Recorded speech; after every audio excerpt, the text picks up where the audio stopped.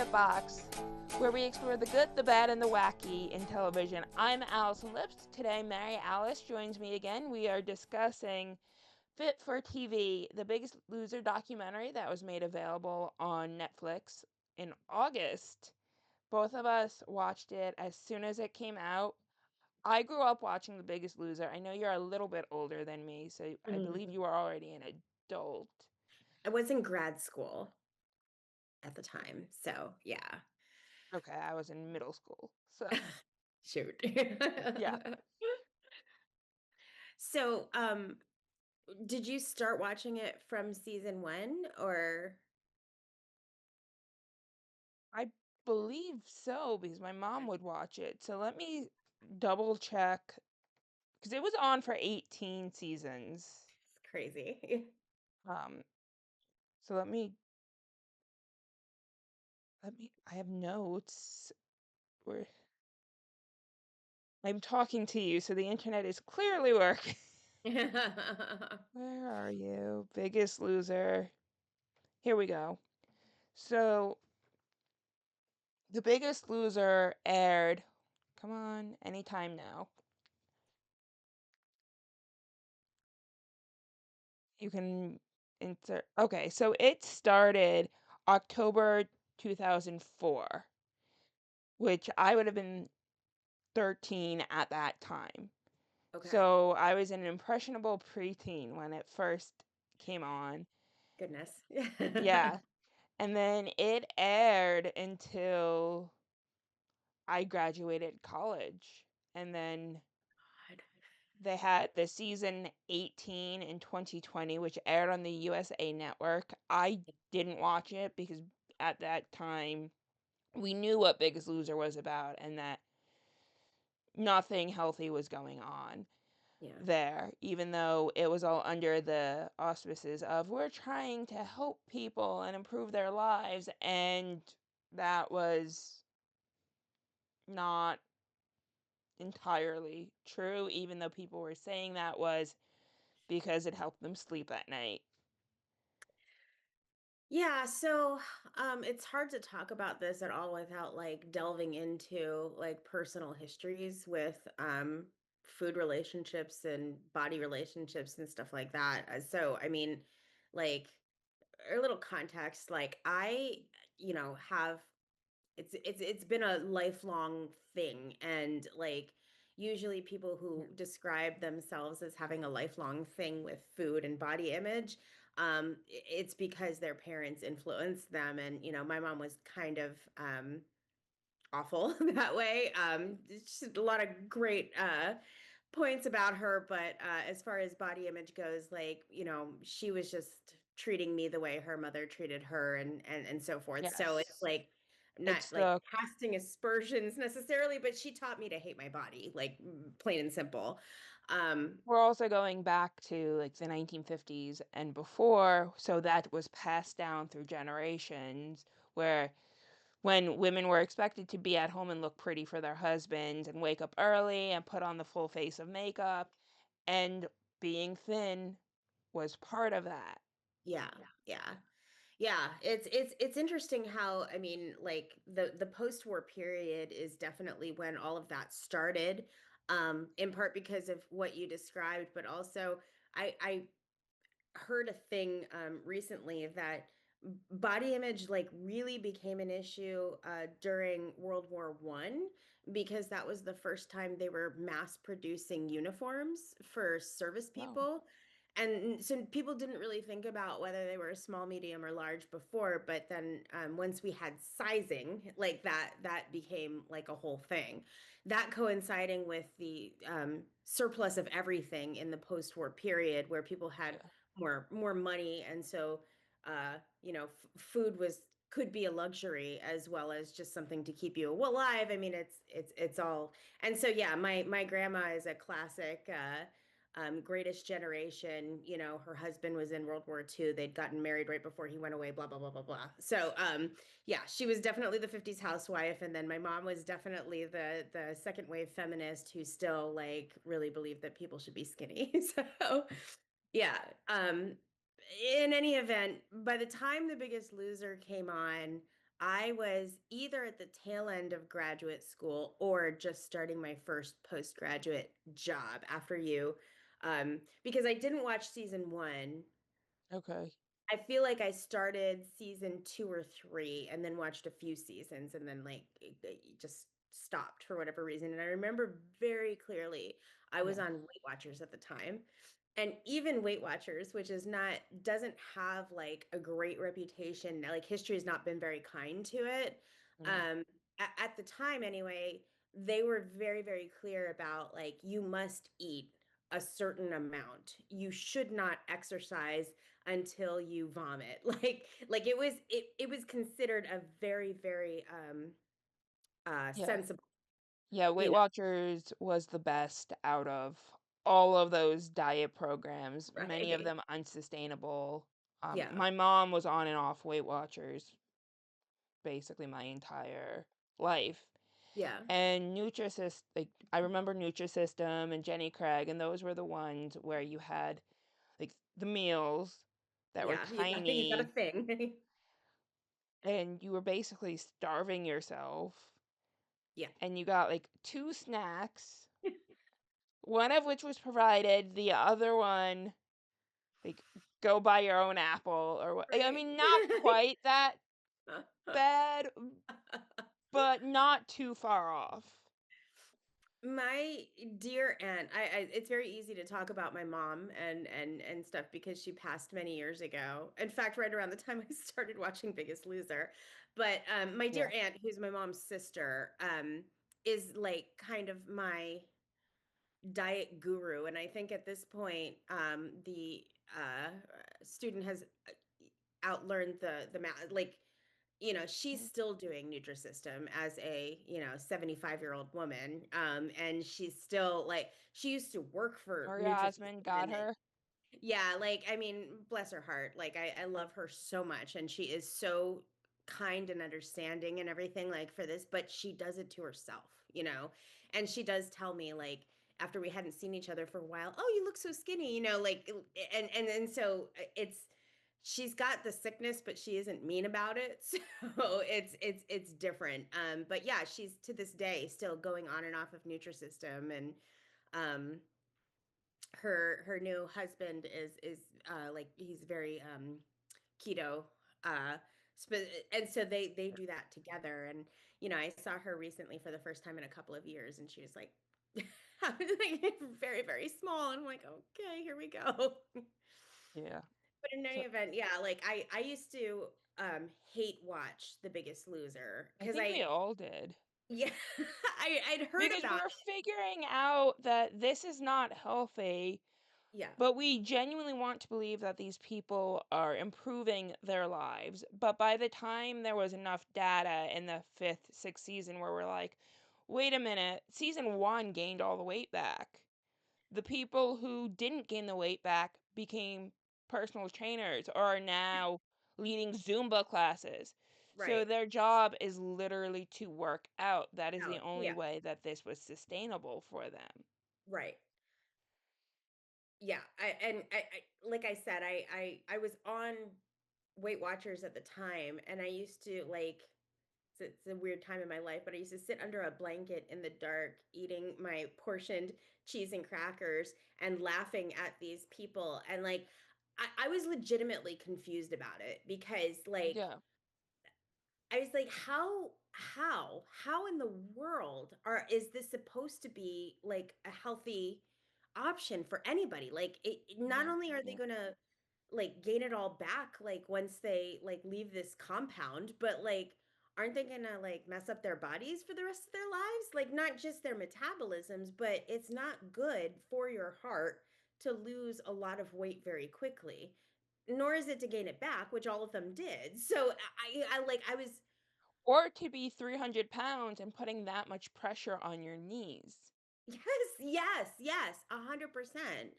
And like I also didn't really understand like how are these people I and when we were watching the documentary, we did get that one woman whose name I can't remember, but she was like the villain of her season, and she was the one who passed out or she was like Yes. basically dying when she was trying to like run.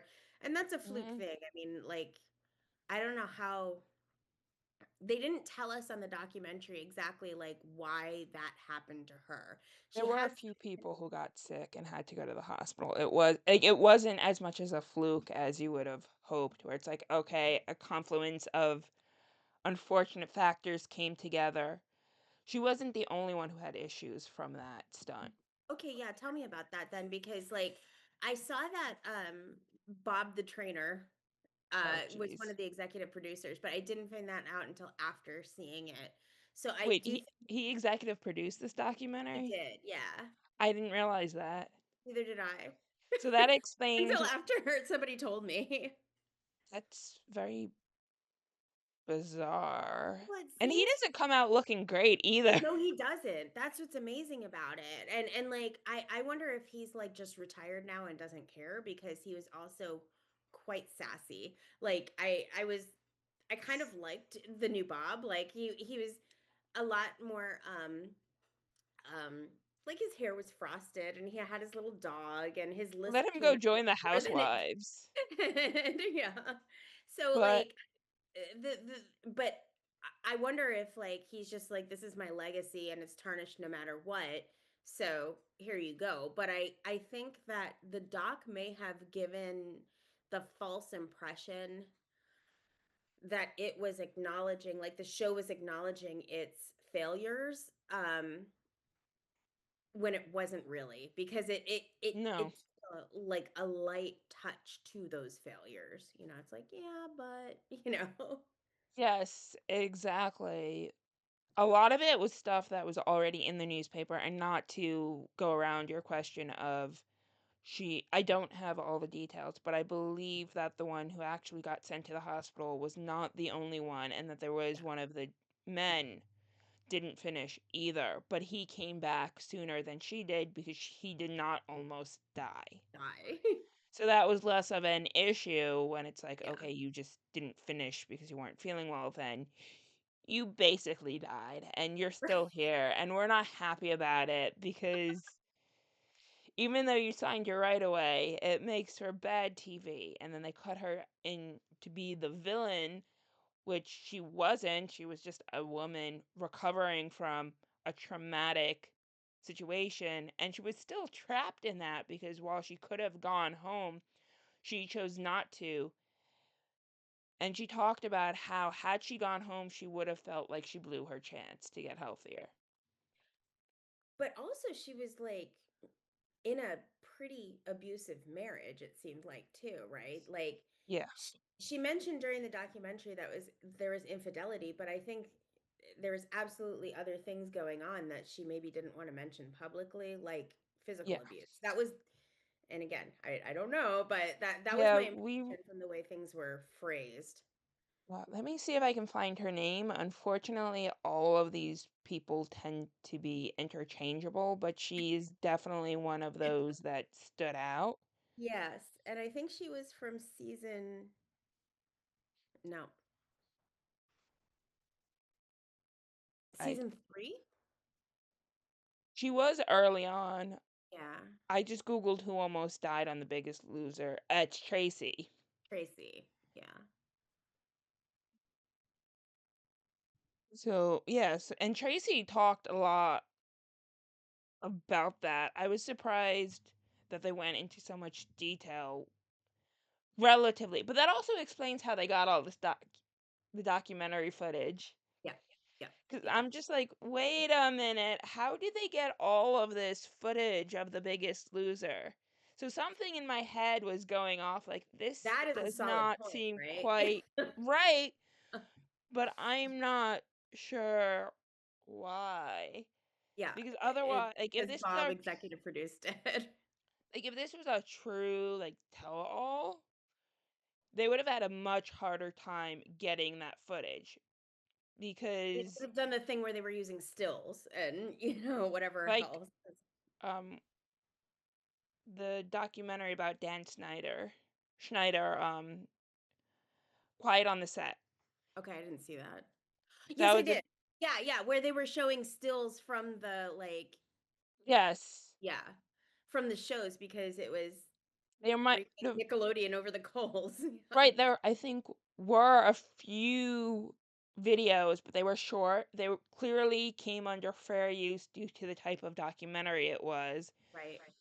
This was way too much footage for something, and the whole thing changed for me at the end when the documentary asked these men and women, "Would you go on it again?" And none of them said, "Absolutely not." God. They were like, "Well, I learned lessons from it. I may have Right. gained the weight back, but I learned the importance of accepting yourself for who you are." Or those who did lose weight and appear to have kept it off at the end are were like, "I'm on Ozempic." Right. Yes, that okay. Let's talk about Ozempic. Like, because like I want to, when I get mad, I like want to take a walk, and that piece made me want to take a long walk because it's like it made it seem like They there were the was success like stories. it was like a PS, right? It was like, Yeah. oh, and by the way, we all have Ozempic now, so we don't have to worry about this. And it's like, oh, okay, all right. Like that was pretty stunning to me. I was not expecting the coda to be, "We're all Yeah, taking Ozempic," and it's like, yeah, well, this completely voided what Biggest Loser was trying to do on the surface. yeah, Because I don't think the producers had no intention on helping people get thinner. I don't think healthier was the goal. I think no, thinner and losing weight was, and yes, money was definitely the bigger priority. yeah, But in the world of people who have no business doing what they're doing, um, for television's purposes, it wasn't,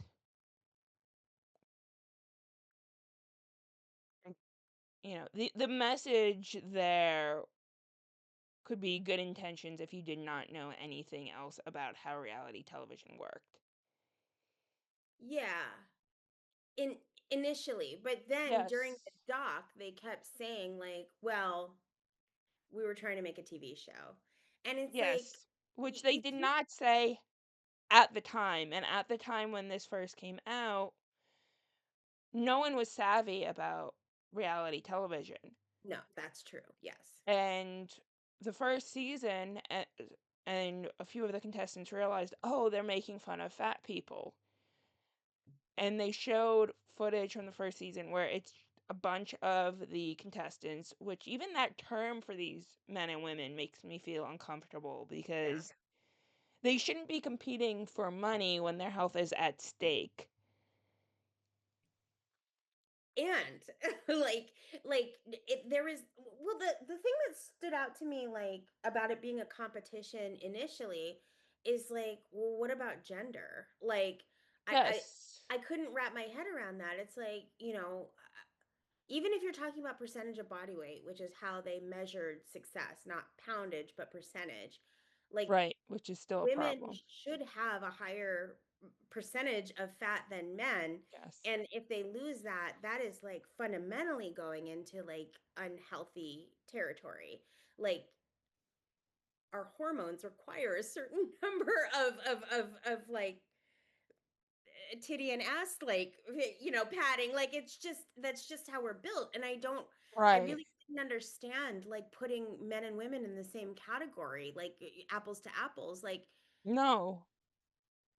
and then again, like if I would think that even if you took money, like the prize money, out of the equation, they still would have gotten,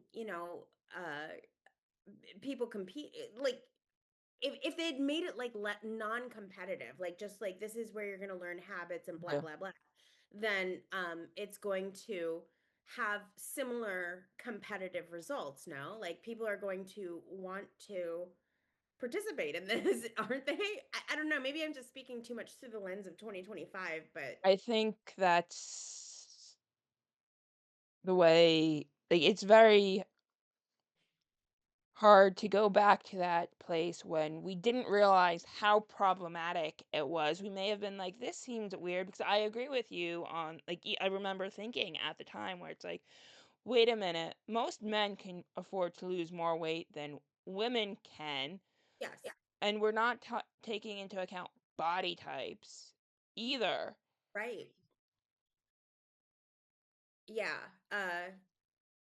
Also, when people start out smaller than others, They have which less of a again, chance to then then win. then like they shouldn't lose that much of their body weight, and they Right, which was why Rachel was such a problem because they're like, this went from you trying to get healthy to, oh, you tried to win, and now you look like you went from binge eating disorder to anorexia, yeah, yeah, yeah, which is not yeah. a healthy relationship with food either Yeah, way. that was the other thing that, like, I mean, at the time even, it was just shocking, it was, like, how the potential for eating disorders, like, triggering it in people, and I don't honestly know enough about eating disorders to know whether it's the kind of thing where like a chemical predisposition and then something triggers it, like many mental health disorders, or whether it's the kind of thing that anybody can just, like, get.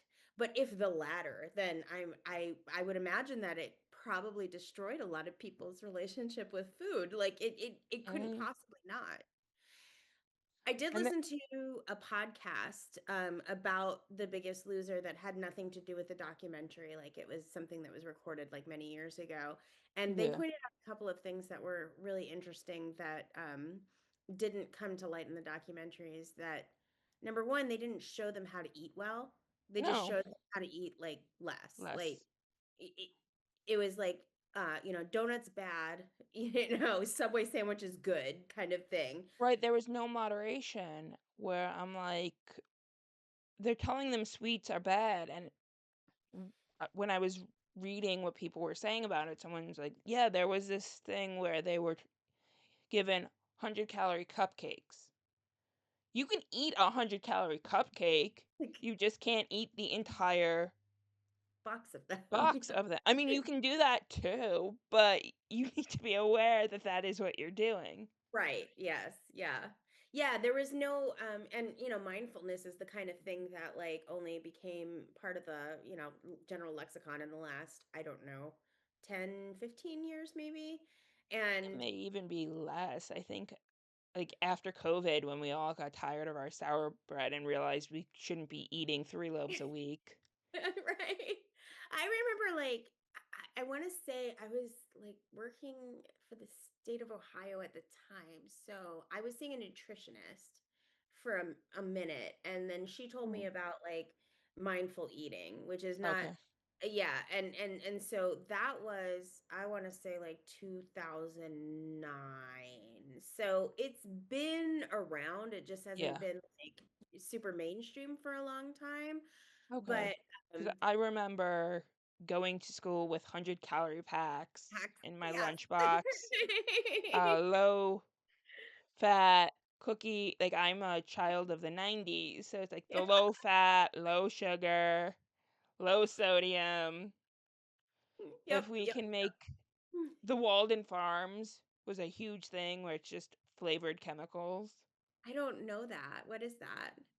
It a brand, and it had, like, chocolates, it's still around. It had Okay. chocolate syrups, Alfredo sauces, all like, chocolate syrup, I all sorts of things, and you look at it, and it's like, it's just all chemicals. Right. So my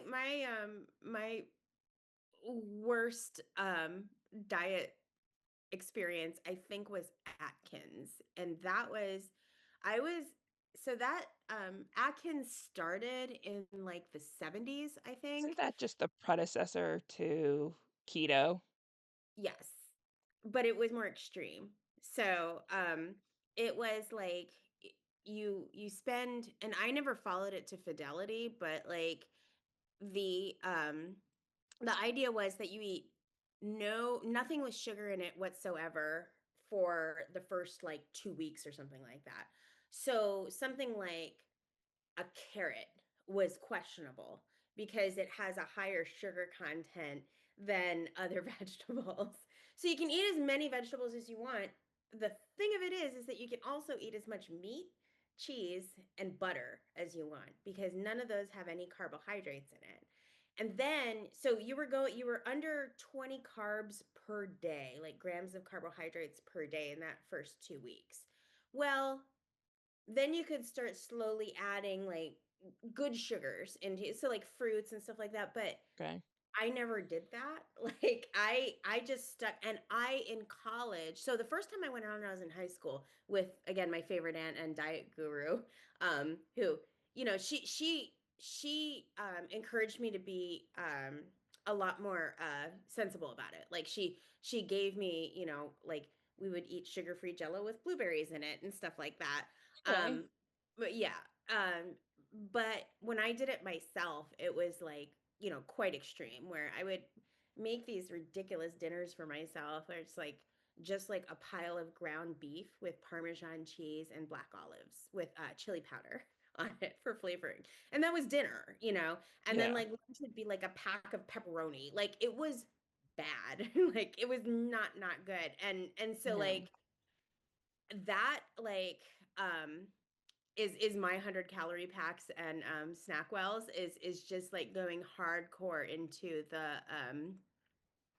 the life of eating. And since then I gave up meat entirely because it was I think part of it too was that one of the reasons that it worked for me really well is that I didn't like the food because I was never a big meat eater. Right. And so eating meat and eggs and cheese is amazing, of course. It was like not a pleasurable experience, but like I lost like 60 pounds, and honestly I kind of needed it at the time. Yeah.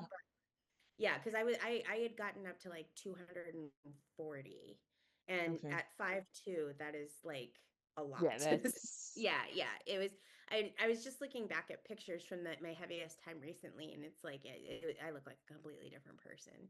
mhm. But yeah, I mean, again, it's not good to eat that way, and it's like when you deprive yourself so much of one specific thing, and this is probably why I was such an educated Biggest Loser viewer, is because it's like I had all these battle scars, and like like when you just don't eat bread for an entire calendar year, when you're done, you want to eat all the bread, right? So Yes. like any kind of restriction like that, and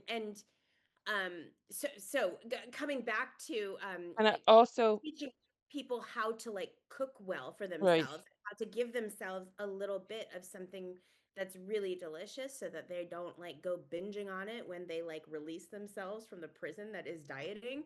Yes. I couldn't believe it.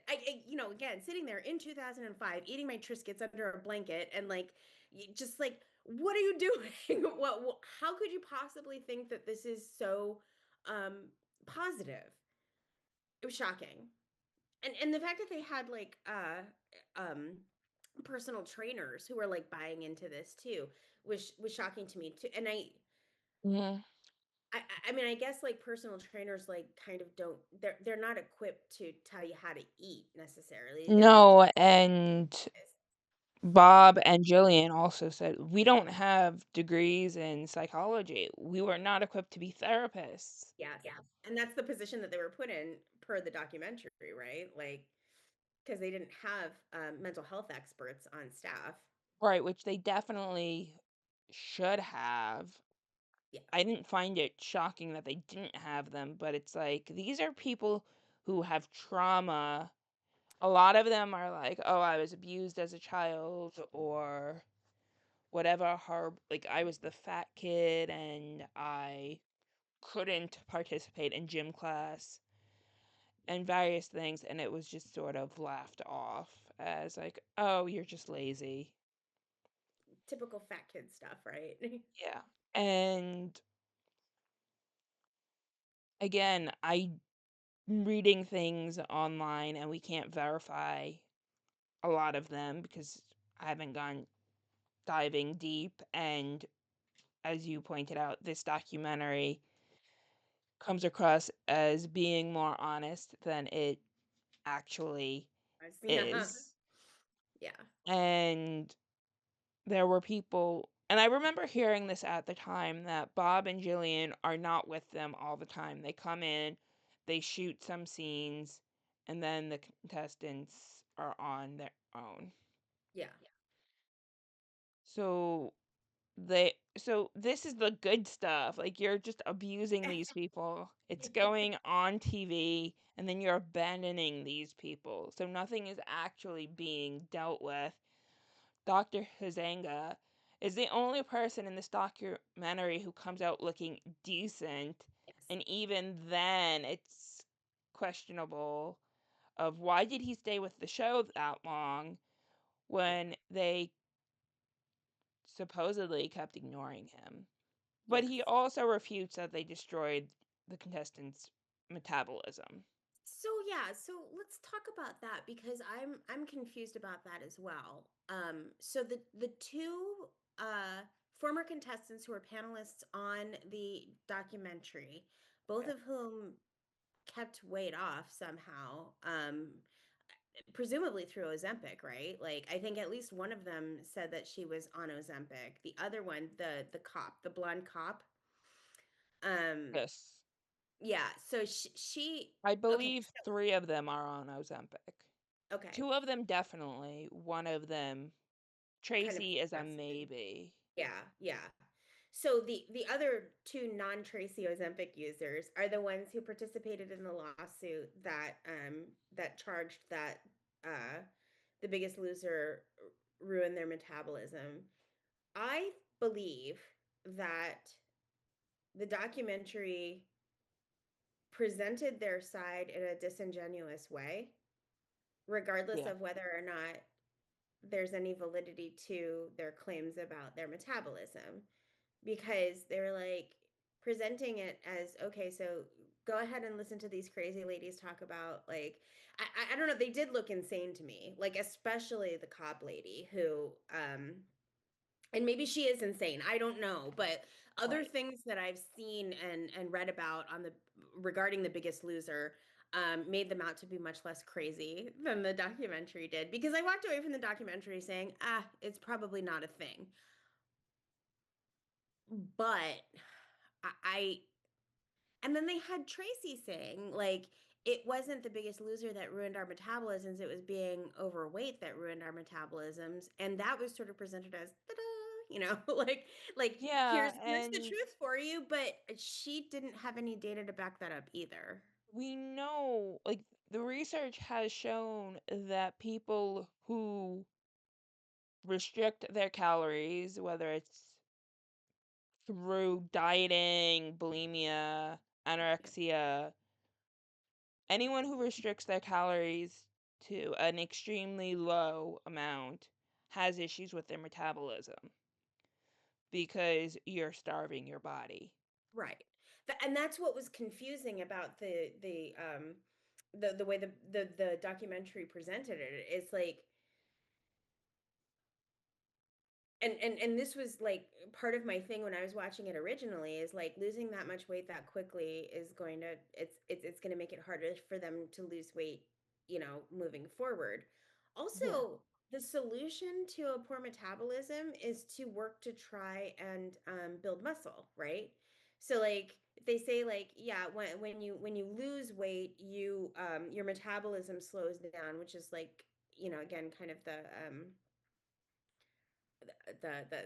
kick in the ass that you get for doing something Because good you're for your body, is like, oh, guess what? Like, but right, because your body supposedly, thinks you're starving and it's not starving. right, supposedly the way to counterbalance that is to like lift weights, Mhm. do core workouts to gain muscle, in your midsection. But like, and they were exercising nonstop, right? So they must have been building quite a few muscles while they were doing it.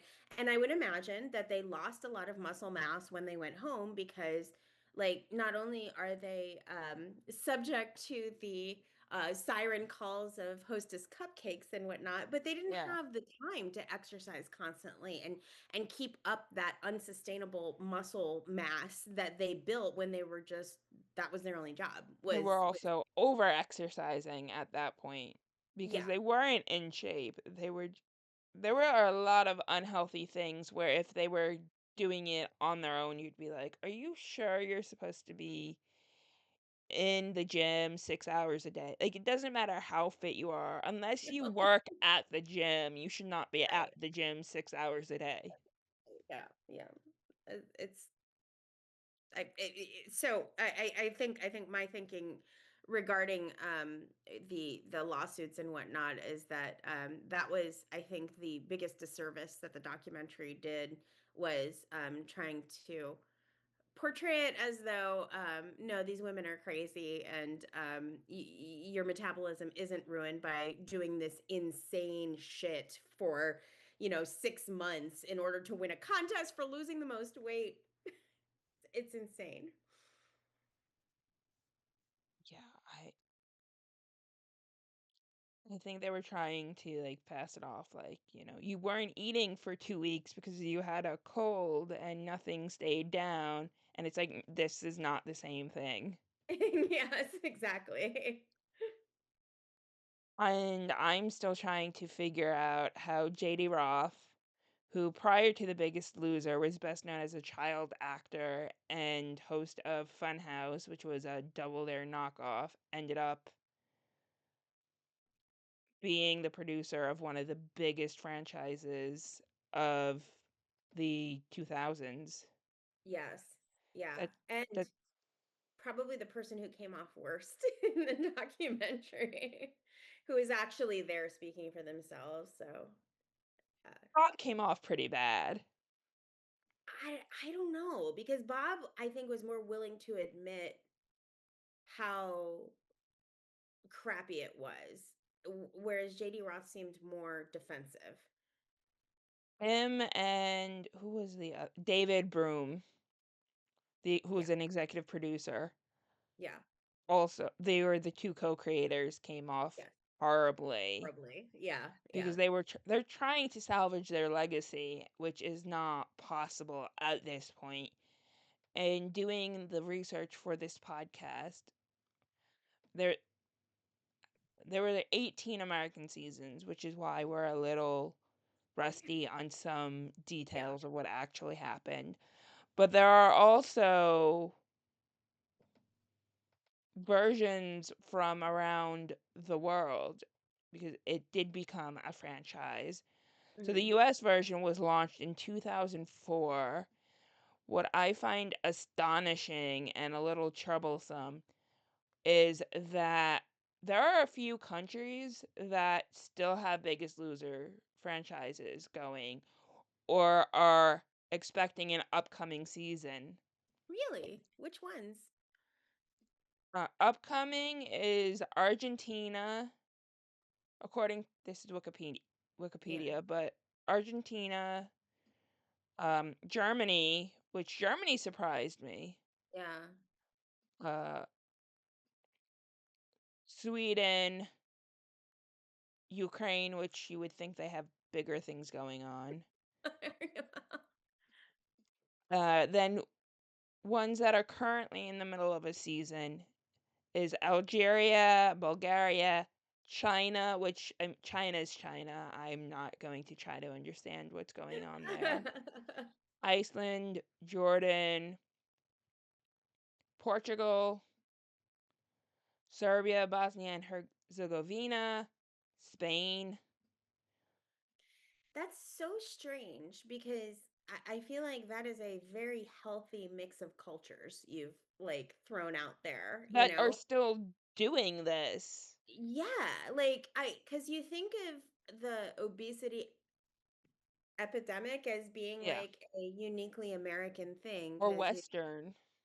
Western at least, Yeah. yeah. But like I mean, the fat American is just such a trope, like, and so Yes.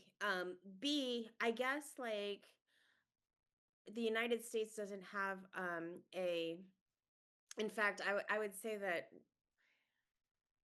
in terms of like crazy competitive reality series, we're not the worst for once. Like No. I think of like other places as being, more susceptible, like the UK or like Japan or places like that, as being like worse from a cultural perspective, as far as um like exploiting individuals for entertainment. Like it's sort of a more endemic part of their like popular culture is to like, torture people for the purposes of entertainment. I But pretty bad, right? Like, it- from the little bit that I understand, a lot of the Japanese shows we see in the United States, like Silent Library, those are mm, comedians doing that to each yeah. other. Oh, Um, okay. some of the late night stuff that were like, what are they doing? Those are actually like basically porn or things where like we see the most extreme stuff that Yeah. is not mainstream there, Okay, okay, okay, okay. and then Yeah. it's presented as it's mainstream, and Stream, like because it's just like there's a on TV language or whatever. barrier and a culture barrier, we're just like, Yeah. what's going on over there, Japan? Right. Where like there are certainly things where we're like, okay, this is different. I don't understand, but okay. And then there are things where it's being purposely misrepresented. I have a friend who's in Japan, Yeah. and she was visiting for a bit because she lives there right now. So I'm like, okay, what is real and what is just look at these weird foreigners? Yeah. Yeah. Because you'll see like food things on Facebook, and it's the 200, not the 200, it's the $20 strawberry, and it's the one strawberry. It's big, Yeah. but you're like, it's $20 for a strawberry. Strawberry. Yeah. Like, how good is this strawberry? Like, what does it do for you to, like, it's a strawberry. Mhm. Um, but that was basically tourists buy that. That's not what people usually buy. There is also a culture of buying really nice fruit for people. Whereas Yeah. here, you buy an edible arrangement and hope the pineapple isn't awful. Edible. Yeah. Yeah. Yeah. Yeah. Interesting.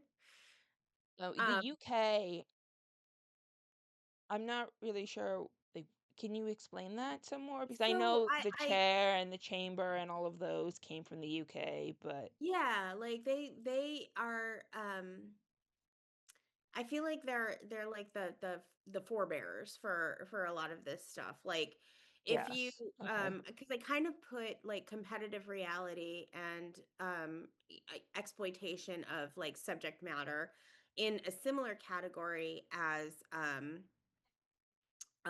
like celebrity gossip and stuff like that. And I feel like the Okay, UK and you're is a those slightly sicker society in that specific way. Um, and so that's why it's like, okay, so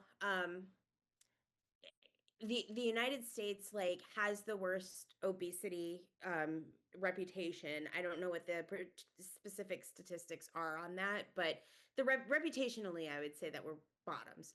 Um, right.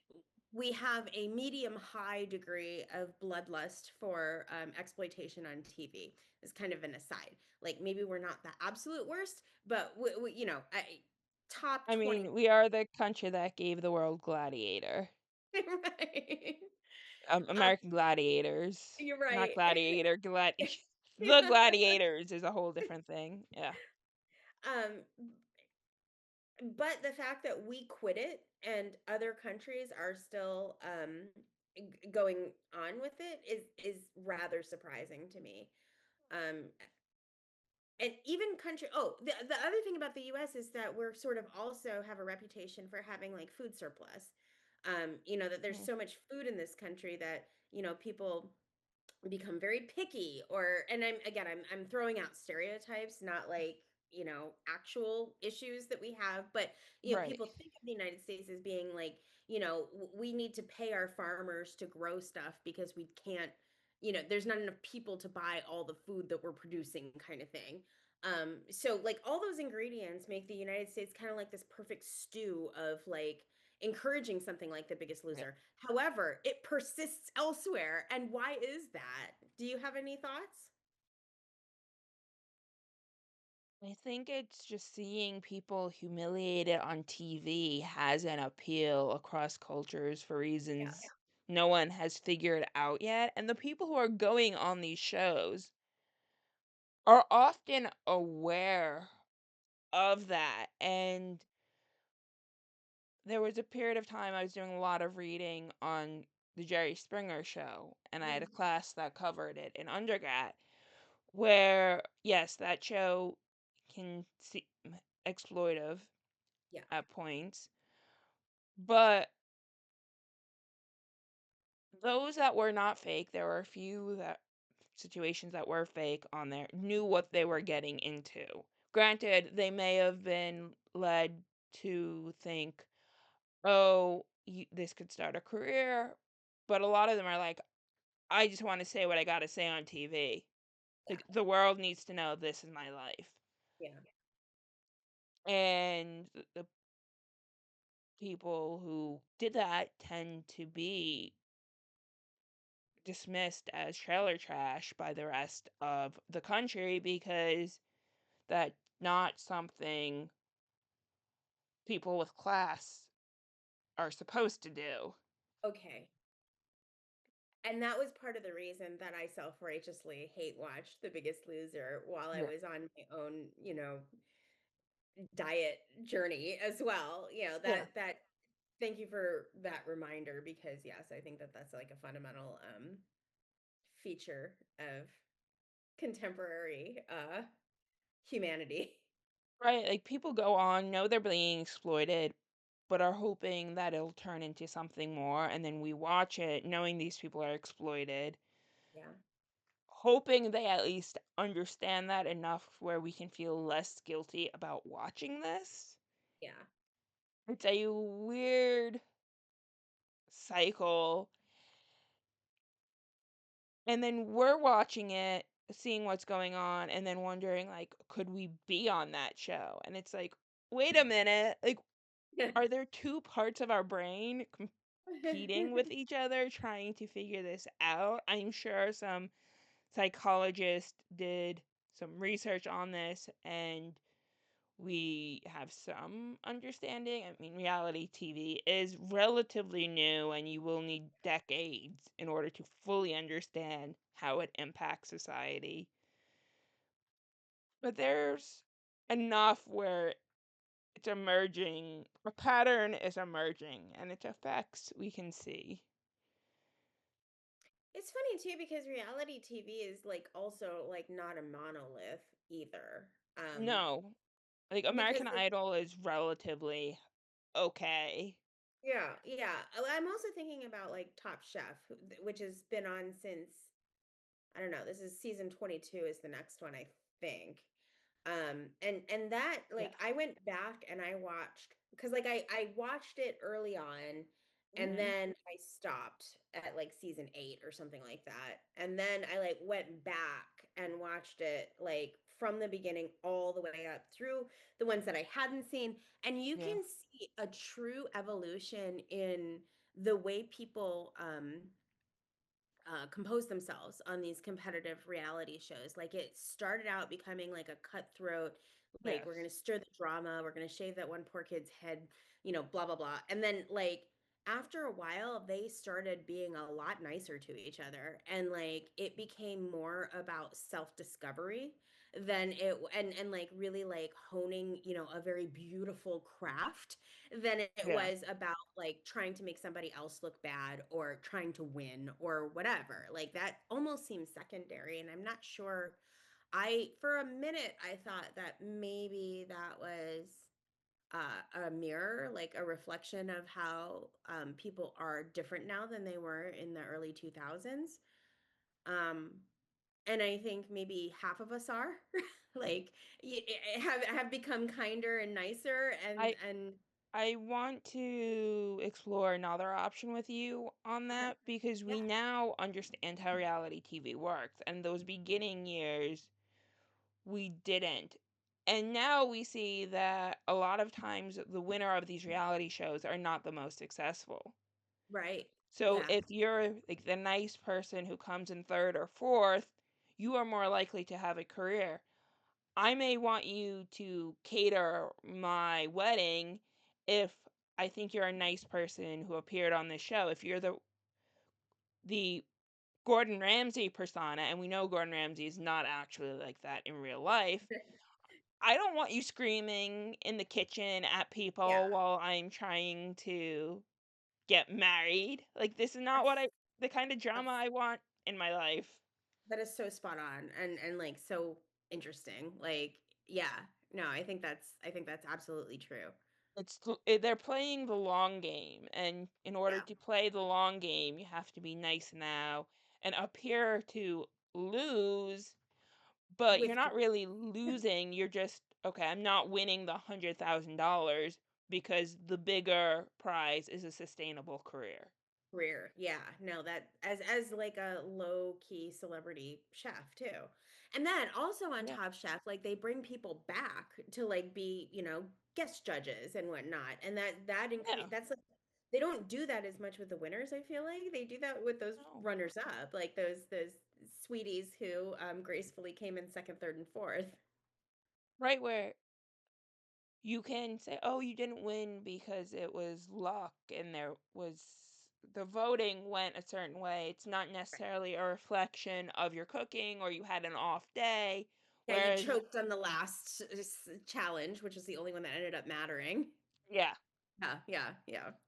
or your like potatoes were out of season or something Right, right. ridiculous that was out of your control.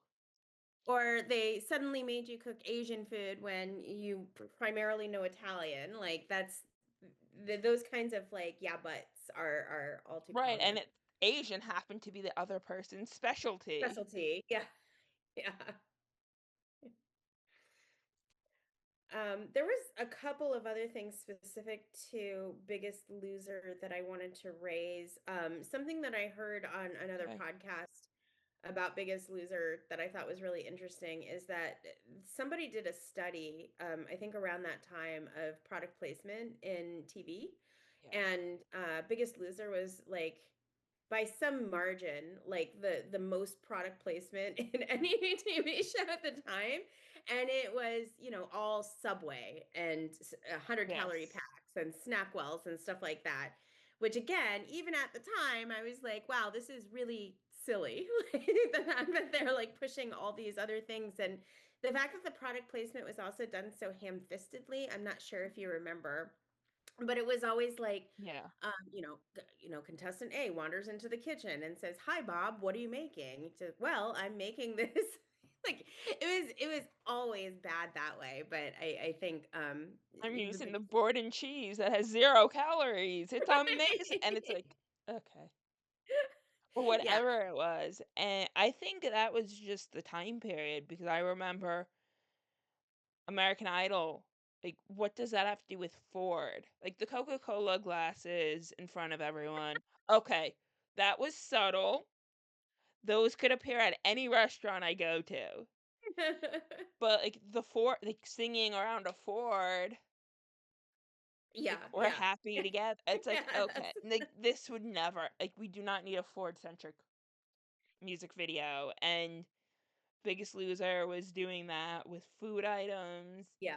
Yeah. and exercise equipment, but Yep. it was the norm then, Yeah. and one, it did not age well because Yeah. you're like, there's product placement, and then there's just, what are you doing? You're turning this into Josie and the Pussycats, the movie. Yeah. Yeah, Uh, I mean, even because I remember at the time there was a lot of because DVRs were new, right? So yes. that's why they like snuck a lot of that stuff into like the actual like content as opposed to the commercial breaks because we were all fast forwarding through the commercial breaks. All Yes. this sounds very like foreign probably to people who have only like known a streaming life, but this was a very serious problem for advertisers in the early I don't 2000s think because so because now you can just pay for ads to be removed. right, So yeah. it's the same concept, it's just we used to have to work harder. Right. It required effort on our And it part. was new. I mean, that's the thing is that it was new at the time where advertisers were like, "What? You mean we're paying to have our stuff here and people can just fast forward right through it?" Yeah. To VCRs, I mean, there was probably a similar hysteria, but even I'm too young to remember when VCRs were new and to assess the advertiser's reaction to being able to record something off TV and then go through and It fast was the forward. same. I'm Yeah, currently reading a book on the trade of like, in the 80s, the fandom. You would record something and then trade with other right. But yeah, yeah, fans. yeah, yeah. Like Mystery Science Theater kind of caught fire because of that. Correct. Yeah. So that type of thing, anytime there's a new technology, we know the legacy media freaks Freaks out. out, Yeah. tries to squash it as soon as they can. They always fail because you can't put the Shit back into the horse.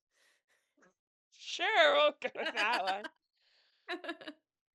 Um, Yeah, because I remember, and I don't remember this specifically, but I remember seeing like yeah, an old article when cassette tapes, like audio cassette tapes, were new, and how the record companies. This was when Napster was a thing, and record yeah, companies I were melting remember. down that time in history. So they were saying that like they did the same thing when recordable cassette tapes were new, thinking that nobody would buy records anymore because they could just copy. And it's like, well, that's not really how things happened, and capitalism will adjust where it has to, right, to continue Yeah. the machine.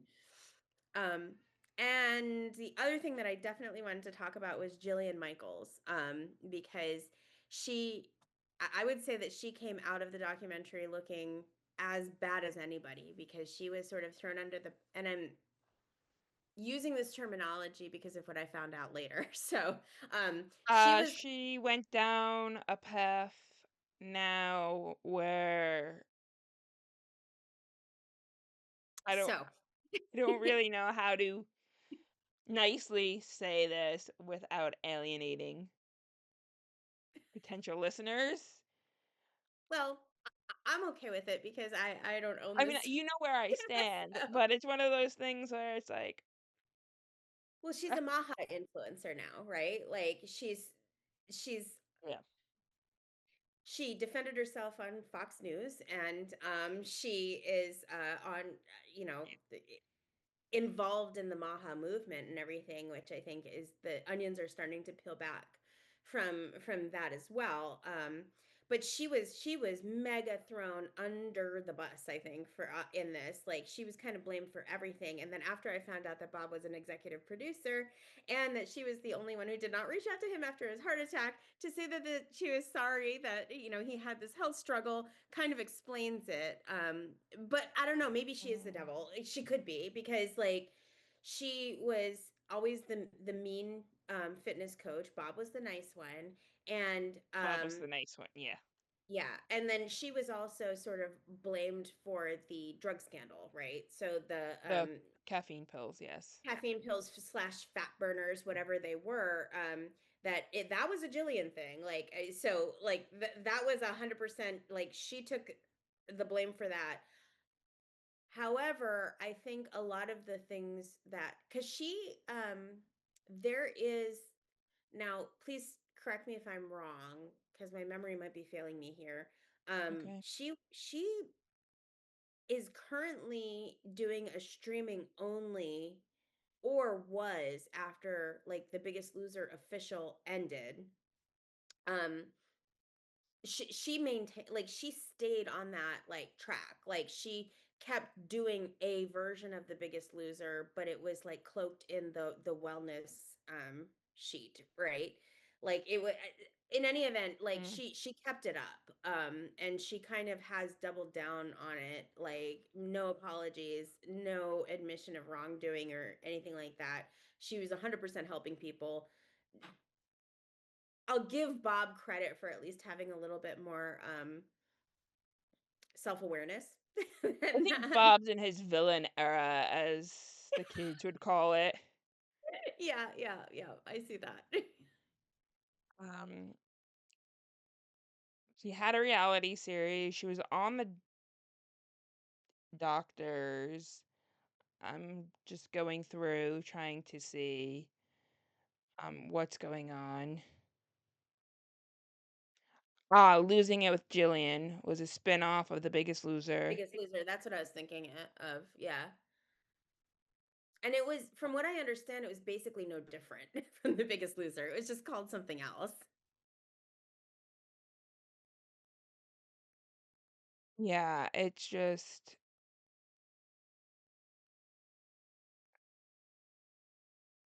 okay. I'm just reading this description of her political views, and they are quite interesting, especially considering she is a lesbian.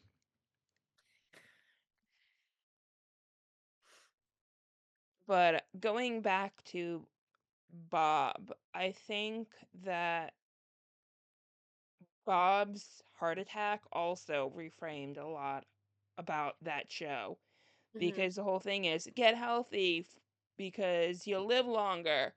Yeah. Bob had a heart attack while working out and only survived because a doctor who could do what he needed happened to be there at the time when he had this massive heart attack, and I'm not sure if he, like, technically died or if he could have died. Yeah. Well, he could have died, but I don't know if there was any, like, he technically died and they brought him back to life. But he you're supposed to be the epitome of health and fitness, and you clearly have heart issues, whether they're genetic or not. That still proves that exercise is not going to cure all your health Right. problems. I actually have a very close friend who had a postpartum heart attack, but she has the same uh condition that Bob had. So they both had heart attacks in their 40s, and Yeah, like it was, not their fault. I think what's interesting is the yeah, fact that they on the documentary, they didn't talk about the cause of the heart attack. And I no, think when the heart attack itself hit the news, it wasn't clear either, like, what the cause of the heart attack was. So no, and the media, I think, was wise, I guess, acting in its own self-interest, because, like, I think that there's probably a lot of schadenfreude about, like, oh, well, he shows what he knows. He went and had a heart attack probably from working out so much, which that wasn't completely true. But I I think think the the documentary exercise missed a didn't. real opportunity to clear that up, didn't they? Like, that was kind of surprising. I didn't even know he had that same condition that my friend had. I didn't know that he had a condition. Usually, when someone has a heart attack that young, something is not right, where it's a ticking time bomb. Mhm. And they could do better with, like, listen, the heart attack was probably going to happen to Bob regardless of what he did. Yeah. Um, so it didn't. So exercise wouldn't have stopped that. Though the exercise may have made it more likely that he would survive that. Though I think it was a widowmaker that he had. Uh-huh. Okay. Like that again, that's interesting. And why didn't the documentary go there? I mean, I guess they didn't want to make it all about like Bob's heart attack, but and they could only like spend so much time in it. But they had an opportunity to clear that up and to educate the audience too on the fact that some people just have heart attacks. Like it's Yeah, there's so many there's so many diseases and conditions that people just automatically blame lifestyle.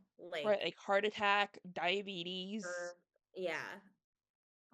Because and the show was one of those, like, you lose this weight, you'll get You'll off your live, meds. right. Yeah, exactly. And it's like, well, what if, like, every person in your family for the last, like, 100 years has had diabetes? Like, that you're Right. not getting off your insulin, you're type 1. Like, what are you doing? I know. Yeah, it's again, I think there were a lot of missed opportunities in that series, and I thought it was also like kind of long for the actual information that we got out of it, right? Like it was kind of Could have been repetitive. an hour long. It Yeah, could have been a Dateline special. It was right, not. exactly. A Um, lot of these streaming documentaries are these like are that, just though. way too long. Yes, I don't. Yeah. The one that I always think of is the one of the Nixium cult documentaries that is just like it was the first one, the one that was on HBO that just went like the first two episodes were like tight and like fascinating, and I was totally hooked and I was so interested to see where it goes. And then they just drug out episodes 3, 4, and 5 until we finally got our answers in episode 6. And yeah, it's a bad format, like these multi episode docuseries that just don't need to be that long. I don't remember which streaming service it was on. If you like the Nexium one, there's one on Synanon, which also goes back to diet. Synanon. I probably saw it because I see all the cult ones. Yeah, it was supposed to be well, actually, it was originally not diet, but getting off of drugs. Oh, I think I watched the first several. That was the one that started kind of like with hippies in the 60s. It eventually became that. It started with the drug addicts trying to Yes. get clean, and rather than using like medication to get off, it was like cold turkey surrounded by other Yeah. recovering addicts just Yeah. watching you uh what is it called? Convulse Ah, yeah, yeah, yeah, yeah. while you're trying to get the heroin out of your system. And then it Awesome. grew to be like this hippie commune thing. Yeah. And it didn't completely collapse until the 90s. Yeah. Yeah. I think I did see that one. It was the cult ones are just always my favorite. Because there's One more thing always the about Biggest people Loser. early on who catch on, who are Yeah. like, this is weird, I'm out of here. And then the Yeah. rest of them are like, well, I'm this deep, Yeah, I'm right. doubling down. Okay. What were you One going more to thing say? about Biggest Loser that I think I wish that the documentary had gone more into was how mainstream it was, like how it kind of like caught fire like as a non-TV concept, like Yes. how like offices would have like Biggest Loser contests, and The Yes. Office actually like had My college had them. this is like yes, like the place that I was working was doing a Biggest Loser thing, and I was like, how is this is so sick. Like it was so wrong, and I can't believe your college had one. That's crazy. Yeah, I mean, you opted into it. I was there 1 year. Like, I did it 1 year because it was like you paid like $50 and you got time with a trainer Yeah, over the course of several months and you had a team. yeah, And I did it because it's like time with a trainer. right. It was Cool. cheaper, like $50 for like 8 weeks or $50 Mhm. for one session. Yeah, yeah, It made sense for that purpose, but it was one of those things where it's like there's no way to really win this. One, I was not cooking my own food, oh God. and if you've ever had string beans or any other vegetable in a college cafeteria, they're loaded in oil or butter. Yeah, I would imagine as much. Yeah, And that's not accounting for all the other things where like pizza's not bad on its own, but if that's all you're eating every single day, right. because I'm a very picky eater. I also have allergies that mean, and they're not common allergies where it's like I gotta stay away from dairy or Right. wheat or things like that. It's like it's like mint and banana. Wow. Citrus. So citrus is where the problem comes in because, like, what did you It's spray on this fine. chicken? Yeah. Yeah. Okay, That's you horrible. don't. My grandma had she was allergic to tomatoes and coffee in addition to dairy and like a few other things.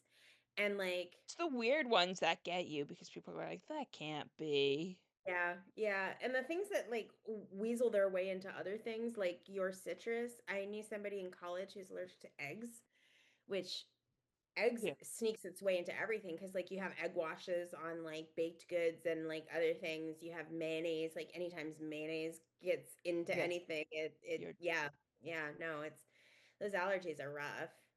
I'm yeah. lucky enough to like not really have any. I thought there was a time where I was like going through like deciding that I must have been lactose intolerant or I must have been this or that because my digestive issues are so bad it just ended up I had IBS. So Okay. yeah. Yeah. So there's no eliminate this food from my diet. It's just suffer and hope for the best. Well, actually, for anybody else out there who has persistent issues and who has IBS but was not recommended this, I saw a really great gastroenterologist who finally like said, take fiber. And I'm like, what are you talking about? That makes no sense based on my issues. He's like, take fiber. And I do, and I'm normal now. So it's like just Metamucil every day and you're Every day. Yeah. Yeah. And okay. and and a lot of people like will try that and do it for a week and be like it's not making any difference. You have to do it for like a month because the thing about IBS is that your gut is dumb and you need to like retrain it to act like a normal gut. I And had you no do that idea. through fiber. Even if you eat like tons and tons of vegetables like I do, it doesn't matter because the type of fiber is a little bit different in the supplements than it is, and that'll fix your gut. Whereas just celery and lettuce is not going to do it. Hey, well, obviously consult your doctor before doing anything health related, but that is definitely something to keep in mind and it could be helpful because a doctor may not think of it until you bring it up. I was seeing doctors for like decades before this one guy. He was just like just take the fiber. They did a colonoscopy and everything, and it was like they were like, no, it's beautiful. And they showed me pictures. They're like, see how pretty and pink it is? It's like, yes, that is nice, shiny too. But yeah, no, it's the colon's fine. Everything else is fine. My gut's just a little dumb. So Right. Which, yeah, that is pretty much so much wrong with The Biggest Loser yeah, yeah. Coming back around. Yes, and yeah. that That documentary and oh, it's this weird new genre of documentary where people involved with it are now producing documentaries on things that they have no business. It started at least being publicized with the Fire Festival documentaries. There were two competing Fire Festival right. I remember. documentaries that both violated journalistic ethics because they had two different parties from the Fire Festival involved, but they each had one where it's like, they helped plan it. They were literally like the people had the idea. What is going on here? And those executive producer credits are tricky too because like you don't like if you have Bob on there talking about stuff, it's like, well, I mean, he's being interviewed, not like Right. he's shaping the interview and it's like tough to What is his eye involvement out for that kind exactly? of thing because you have to read the executive producer credits instead of just taking it at face value. Right. And if someone comes off pretty favorably, you have to question it. Did you watch the Pee Wee Herman documentary? Yep. That I found interesting with Paul Rubens exploring like how much control do I actually have over this? Yeah. I can choose what to tell you. I can choose what not to tell you. Yeah, we have to cover certain things, but I can answer them in certain ways and manipulate the situation. Yeah, it was almost like in true Paul Rubens fashion, it was like a critique on the medium itself. Like, Right. Yeah. And a lot of these documentaries, it's like, wait a minute, this was a documentary on you. No wonder why you look great on this. You wrote the thing. Yeah, and I think with the Biggest Loser one, it's like, again, Bob at least like made himself look not perfect enough so that you don't like question it. But then like after the fact when you compare notes with friends and they bring up the fact, "Oh yeah, Bob was an executive producer." It's like that's when you start peeling it back.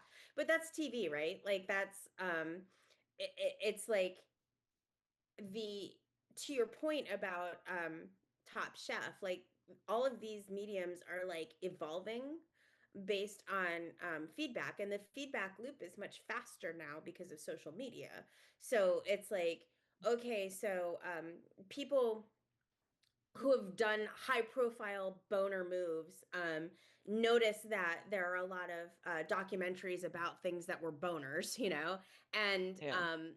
then they start taking control over that. And then there's going to be a backlash to this after people like kind of again peel back the onion a little bit to see where there's disingenuity when you have those people who are kind of controlling the narrative a little bit more. And I think you're right that the Pee Wee documentary probably did a lot to hasten Yeah. that a little bit.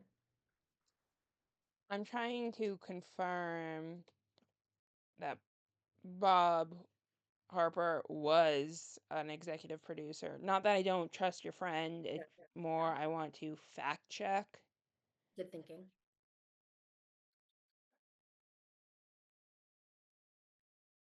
Um, okay, so I'm not seeing Bob Harper, but I am seeing that the executive producers, JD Roth and David Broom, were executive producers. So even if it wasn't Bob Harper along that list, it's still on that list. It's still people who have no business being Yes. executive producers on this documentary. Yeah. Yep. Yep. Yep. Yeah, you're right. Um, Let me see. But that also explains why there were so many people high up on this, like involved here. Yeah. Um, let's see what IMDb says for this. IMDb fit for TV Biggest Loser. Now I'm curious. Full cast and crew.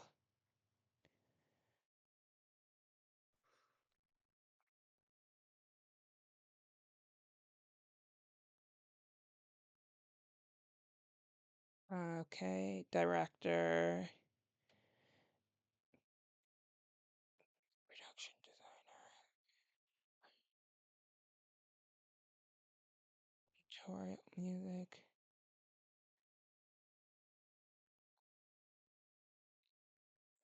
I'm trying to.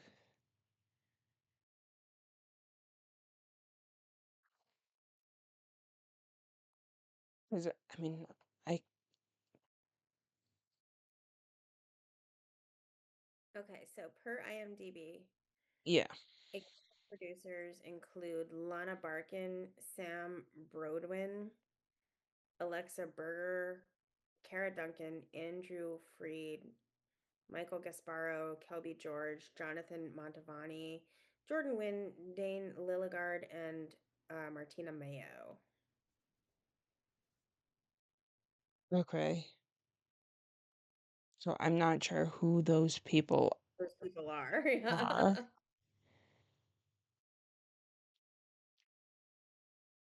I'm trying to find that my post about it. Hold on.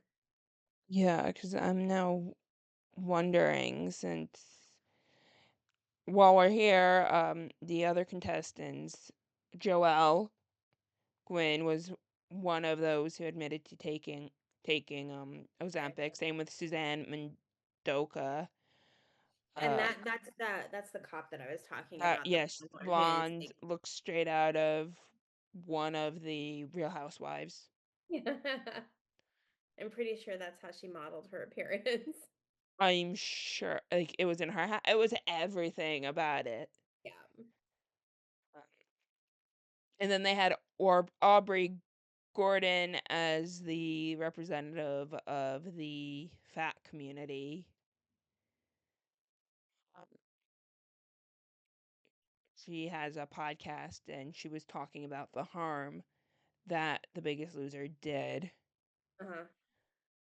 Um, and before someone decides to come at me, I believe Gordon does call herself like your fat friend or something Okay. like that. So it's not just me being rude or critical. Yes, okay, so that was I think the she is a podcaster as well. Yeah. She produces a podcast called Maintenance Phase. And then I went back and I listened to their episode on The Biggest Loser. And um that was very enlightening. So anybody who's interested in learning more about The Biggest Yeah. Loser, then that's a good one. But it was definitely more uh what is this? It was heart more one-sided. I don't know like how to put it, but it was like definitely team critical. Like there was no Yeah. balance to it, and that's what most podcasts are. So, Yes. yeah. But there's definitely something about this The Biggest Loser Fit for TV documentary that is off, even though we're yet to figure out exactly Yeah, what it what's is. off about it? Yeah, agreed. Um, there's just too many people involved with the show who are too high off for them not to have been promised something. Yeah, yeah. It's not like we mentioned the Nickelodeon documentary, the Quiet on the Set, where people have since talked about being deliberately misled to talk about things. Oh, really? Yes. Where like I did not know we were going to go there. The reason why they got Mark Summers at the beginning was they're like, "Oh, we're just going to go talk about old Nickelodeon." Oh, Um which is not what they did. no. The timeline of it is Mark Summers had nothing to do with that. He didn't even work at the network. Yeah. I do think some of it is on him in terms of not asking more questions of what am I participating in, Mhm. Mhm. but in terms of any of the questionable and illegal behavior that were going on, he was not involved at all. Yeah, yeah. And that makes sense. And I'm sorry for him that he ended up in a hatchet job, not knowing that it was going to be a hatchet job. And Yeah. rightfully so. I mean, I like, did he feel like, because and it's been years, I think, since that aired, and I haven't rewatched it, but um, what was he? Did he was he asked anything specific about like the abuse piece, or was he just Yes. there to talk about Nickelodeon? What did he say? They immediately showed him, like, here's the documentation of what was going on.